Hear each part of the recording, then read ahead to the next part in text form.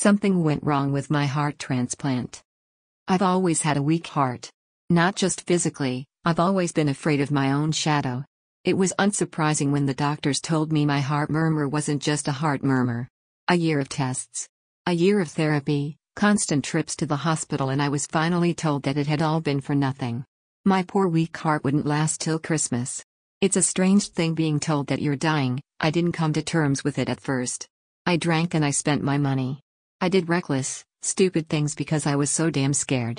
Then I got the news that a young woman called Laura had been declared brain dead and that I, the lucky chosen one, would be getting a brand new heart a week later. I drove to the hospital slowly, carefully, and readied myself for the ordeal that was to come.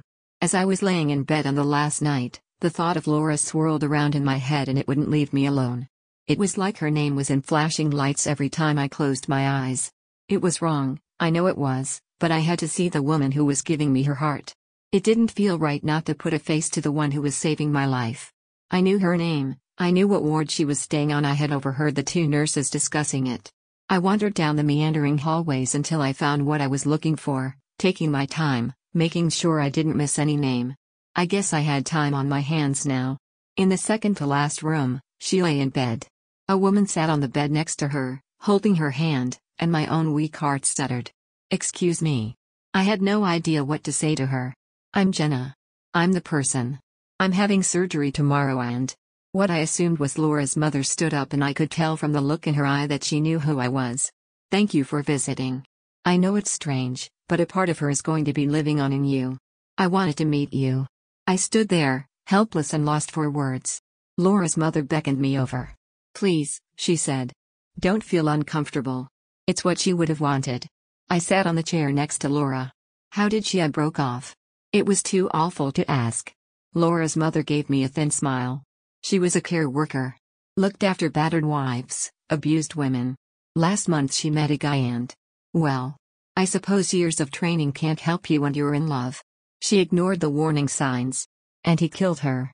She dedicated her life to those who needed her. Laura's mother looked down. I don't know why I did it, but I reached over and held Laura's hand. I squeezed it. "I'm so sorry. I had a boyfriend once who. He was like that too. Someone like Laura convinced me to leave." Laura's mother gave me another half smile. I could see the tears in her eyes.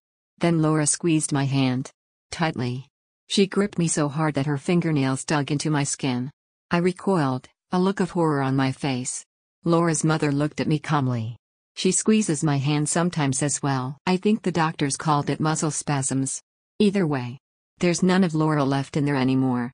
I looked at the small crescent moons that had just started to bleed on the palm of my hand. The surgery went perfectly. I was wheeled to the recovery suite after it was over and done with, the raised wound on my chest covered by gauze. It was better if I didn't see it, I thought.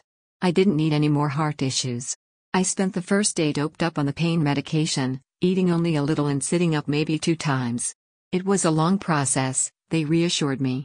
Laura's mother came to visit me the day before I was due to leave. Her calm demeanor hadn't wavered, but I could see that she was suffering. She looked 10 years older, and her hands shook when she gave me a hug. "When are you going home?" "Tomorrow," I told her. "Please, come visit whenever you want." I started to jot down my address for her, when out of the corner of my eye, a flash of blonde disappeared through the doorway. The same brilliant blonde as Laura's hair. "Ow," I cried out suddenly. It felt like someone had sharply squeezed my hand so hard it had almost crushed the bones. Laura's mother rushed to my side, a look of concern in her eyes. "What's wrong? Is it your heart?" She stumbled over the last words, coming to terms with what she had said. I tried to reassure her and said I'd let the doctors know, and she left with a look of worry on her face.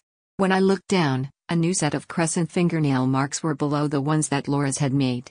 10 identical bleeding smiles. The taxi ride home was short, and before I knew it I was back in my own flat. It felt strange to try and slot back into where I had left off. My life had been almost over the last time I had been here. I looked over the mess and the cardboard boxes, the remnants of one night where I had tearfully tried to pack and store my belongings so my parents wouldn't have to do it when I died. Laura's heart beat so strongly it felt like it would come out of my chest. It did this all the time, and I realized this was what a healthy heart must feel like. So why couldn't I shake my feeling of unease? That night, I had a dream. Laura was in her hospital bed, but her mother was gone. I could hear my heart, Laura's heart, beating in my eardrums so loudly it was painful. I tried to cover them, but my hands were pinned to my sides. Some unexplainable force was moving me towards the motionless figure of Laura on the bed. Her lips were blue and the window had come open, whipping her blonde hair around her face. I was almost on top of her when her eyes flew open. They were milky white, the eyes of someone dead. "Get out," she rasped, her voice guttural. I could hear the heartbeat faster and faster, drumming until I thought I couldn't take it anymore. Then I woke up. The sound had been real. Laura's heart was so loud it felt like it would rupture my eardrums and I screamed in agony, trying to cover my ears. It was useless, it was coming from some deep place inside me, I could feel it reverberating around the hollows of my chest. I stumbled out of bed, gasping for air, and tried to find my phone. I needed to call someone, anyone, an ambulance or my mom. Anyone that would pick up. "Get out." It was a faint whisper over the hammering thumps of Laura's heart, a low guttural voice that sounded like it had been made by an animal, and I crawled to the door, down the hallway, choking on my screams for help. My neighbor opened the door, his eyes as wide as saucers at the sight of me on the floor clutching my chest. He drove me to hospital as I cried in the passenger seat of his car. After about 50 different checkups, the doctors told me that absolutely nothing was wrong with me.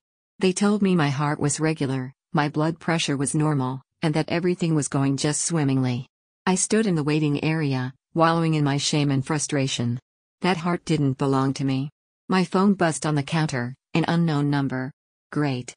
That was all I needed, more unexplained, scary things like a stranger on the end of the phone. My voice sounded small on the line. "Hello? Good morning, this is the Thames Valley Police. We've called to report an incident that occurred in your flat at around 1:30 a.m. today." I felt a wave of embarrassment. "I'm so sorry, I recently had surgery and I wasn't feeling well. I had to have my neighbor drive me to the hospital and I think I panicked a little in the hallway before I left." There was a small silence on the other end of the phone. "I'm afraid this is something you might want to be sitting down for." I felt Laura's heartbeats, strong and calm. "There was an incident of forced entry by Mr. Samuel Matthews. According to our police records, he's your ex-partner and you filed a restraining order against him in September 2017. My blood ran cold. I did. He's in police custody. We found an automatic weapon on him and we believe he had the intent to harm you. We have an officer currently stationed at your flat who can fill you in depending on how long your hospital stay will be." I thanked him and hung up the phone. For a moment, I leant against the wall, the horror slowly spreading over me. If I had been in my flat 10 minutes later, he would have found me. Laura's heartbeats filled my ears again, but now they were gentle, calming. Her mother said she dedicated every part of her to helping those who needed it. I put both my hands on my chest, overwhelmed by my own gratitude, and listened to Laura.